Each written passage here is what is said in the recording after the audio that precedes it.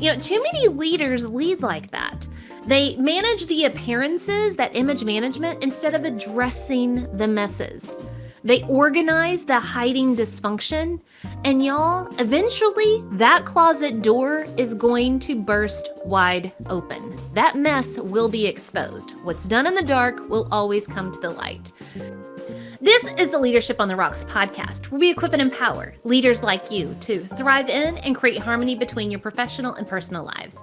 And I'm your host, Bethany Reese. And y'all, today is the day.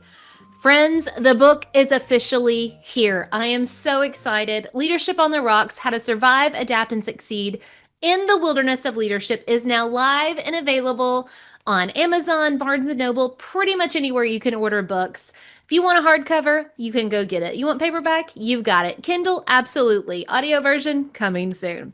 Basically, anywhere you want to get the book, you can now access and grab and go with your own leadership survival guide.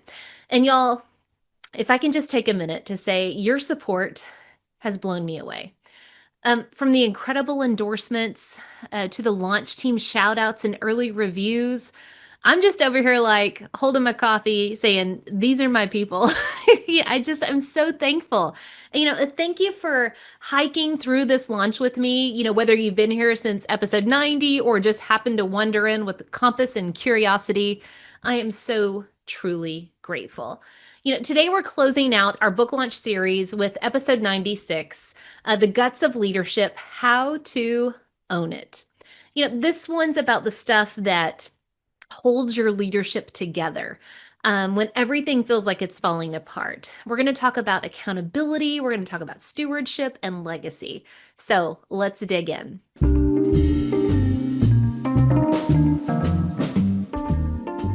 Okay, chapter 12 is all about accountability, or the shelter in your survival kit.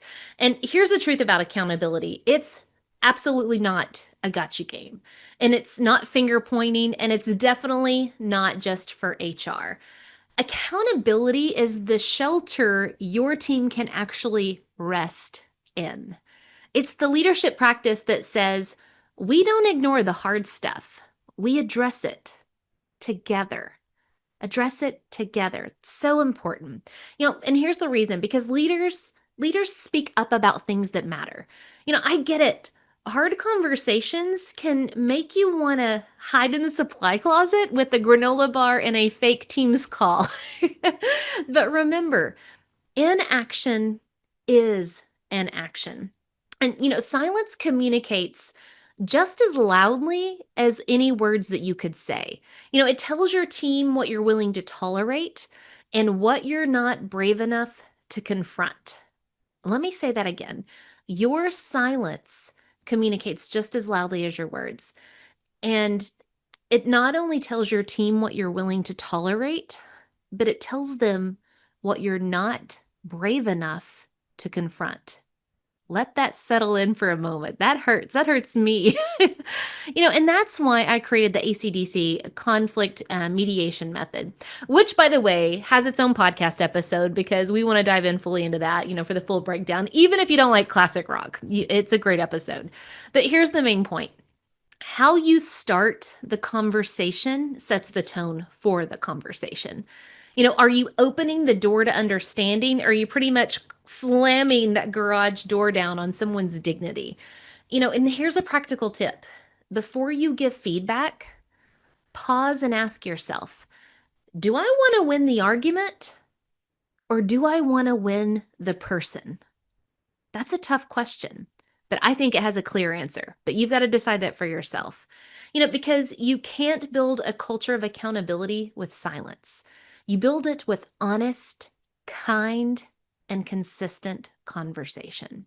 So, what do you need to speak up about? Who do you need to have a conversation with?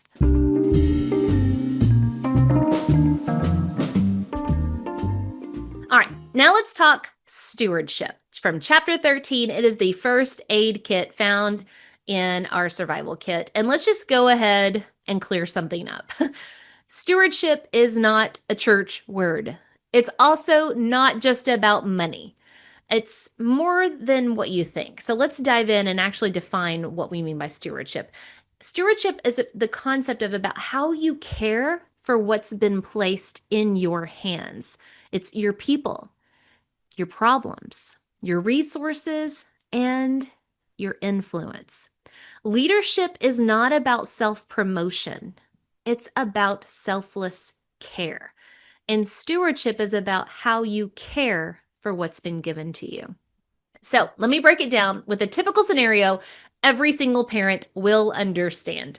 Let's say you walk into your kid's room and you ask them to clean it up, right? This happens in American households, worldwide households, all the time. So, you tell your kid, hey, clean up your room. They smile sweetly and say, okay. And then 10 minutes later, they're walking out and they emerge with like the confidence of an HGTV, host on reveal day. Ta da! But and so you check. You know how they are. So you go and check all the things. And let's just say that bed skirt, well, it's puffed out. It looks a little suspicious, looks sus. And then that closet door, well, it's straining from invisible like pressure or invisible forces behind it. And under the rug, let's just say there's probably a minefield of some Legos and some goldfish crumbs, right?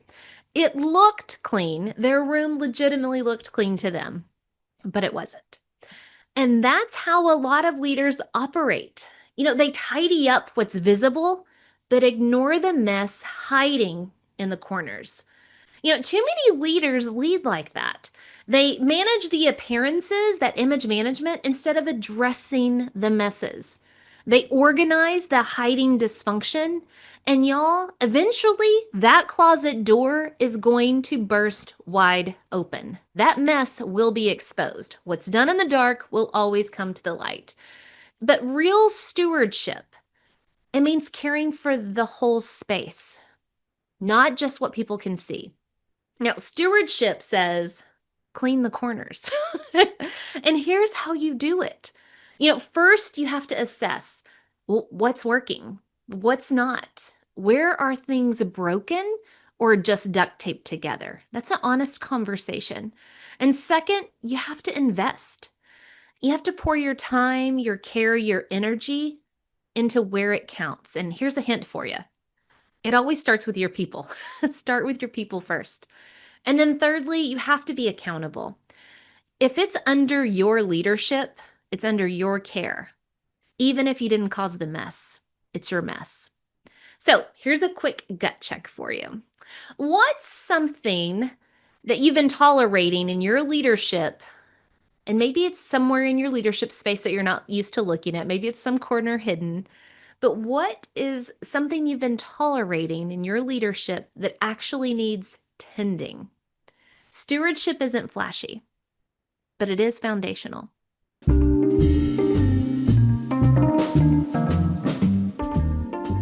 And finally, let's talk legacy. It's from chapter 14, the survival manual to pass on. Now, I know when people hear the word legacy, they're thinking of, I don't know, maybe big speeches or plaques or that shelf with all the retirement gifts that nobody wants. But legacy isn't about what you leave behind by accident when you retire. It's about what you build on purpose today. Let that sink in. Legacy isn't about what you leave behind by accident. It's about what you build on purpose. It's not about what you did. It's about what lives because of you. It's your impact. And here's the hard truth I share in the book. Organizations will give you a title, a team, and a to-do list, but they won't necessarily equip you to lead. That's on you. You have to take ownership in your own leadership development. And that means if you want to leave a lasting legacy, then you've got to build it from the inside out. It starts with the self. So let's talk about the legacy pipeline. Because if it starts with you, these are 3 things that you need to do. First of all, teach. Share the what and the why behind the leadership beliefs and behaviors that truly make an impact.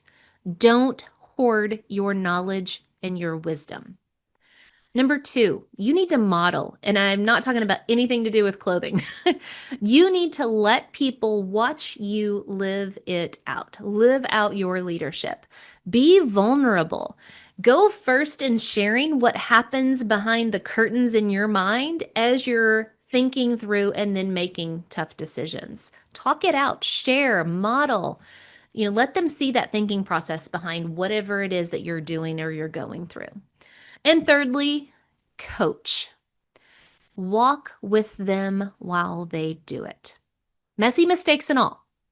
Be present, encourage, and give specific and timely feedback that supports real growth. Coach them. As we wrap up the Leadership on the Rock book series with this podcast episode, here's your last survival mantra, and it may be the most important one to carry forward. We've talked about the head of leadership. It's how you think it. Align your mindset with truth. We've talked about the heart of leadership. Connect it. Lead people with relational strength. With the hands of leadership, do it. Take mission-aligned action. And with the guts of leadership, own it. Lead with accountability, steward what you've been given, and build your legacy on purpose. Leadership on the Rocks is now available pretty much everywhere you can get your books. So feel free to head on over to Amazon, Barnes & Noble, or leadershipontherocks.com and grab your copy. Whether you want a hardcover, paperback, Kindle, we've got it all. And yes, it looks really, really nice on your leadership bookshelf. And if you've already read the book, thank you. Please go to Amazon, leave a review. This is how other bold-hearted leaders will be able to find it, but not only find the book, they will find their footing in leadership. So this book isn't the end of the journey. It's the beginning of a new one. So let's keep leading, not from fear, but from clarity, not from chaos, but from conviction. Think it, connect it, do it, own it. Until next time, continue putting in the work of building your life and leadership on the rocks, the essential rocks. God bless.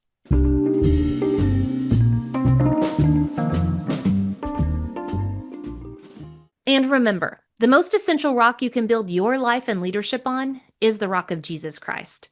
Today's Bible verse comes from 2 Timothy chapter 1, verse 7. For God gave us a spirit not of fear, but of power and love and self-control.